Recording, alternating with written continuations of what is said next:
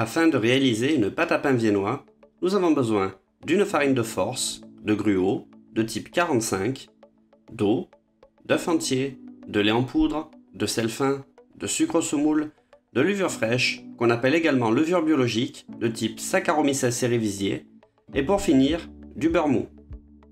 Disposez dans la cuve l'eau, puis tous les éléments de la recette, sauf le beurre.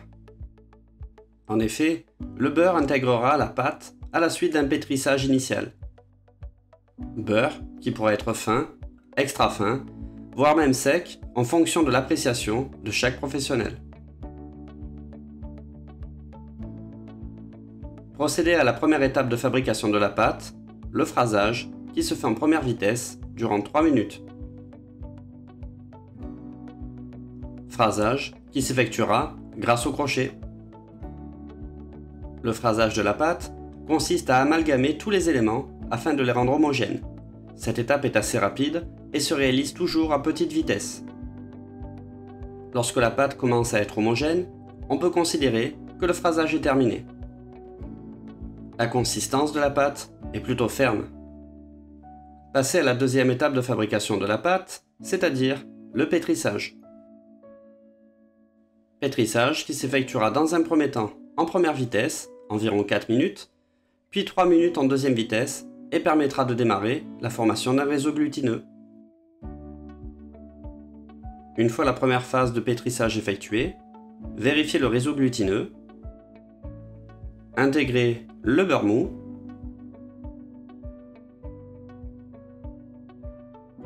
pétrir à nouveau 6 minutes en troisième vitesse.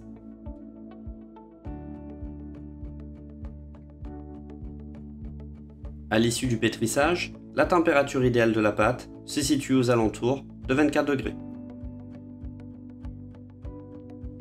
Graissez un bac à l'aide d'une bombe à graisse.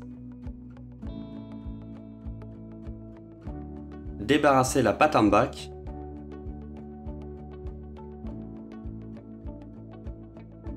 Donnez quelques rabats à la pâte.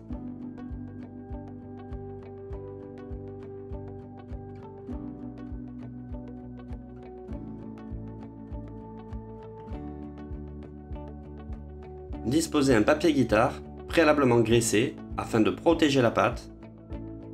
Procédez au pointage de la pâte à 24-25 degrés durant 1 heure à température ambiante. Le pointage va avoir plusieurs rôles.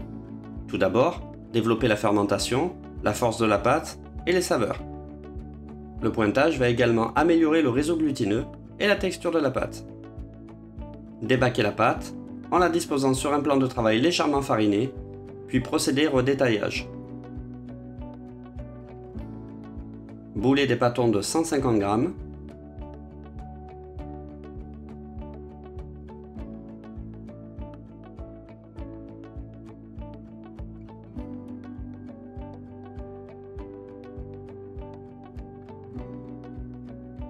Observez une détente de 10 minutes environ.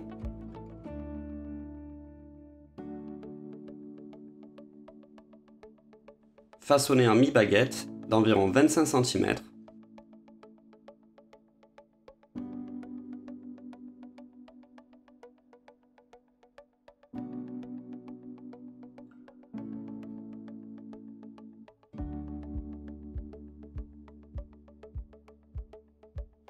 Positionnez sur plaque en veillant à espacer les pièces.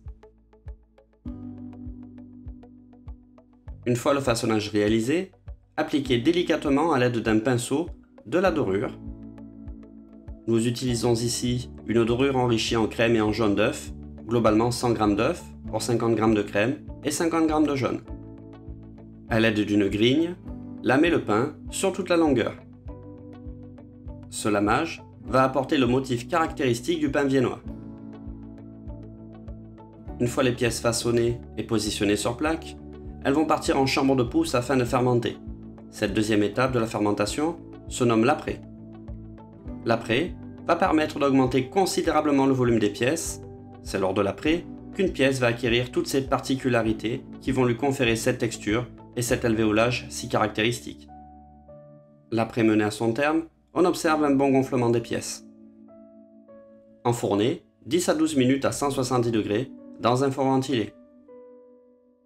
Une fois la cuisson réalisée, procédez au ressuage des pièces directement sur grille.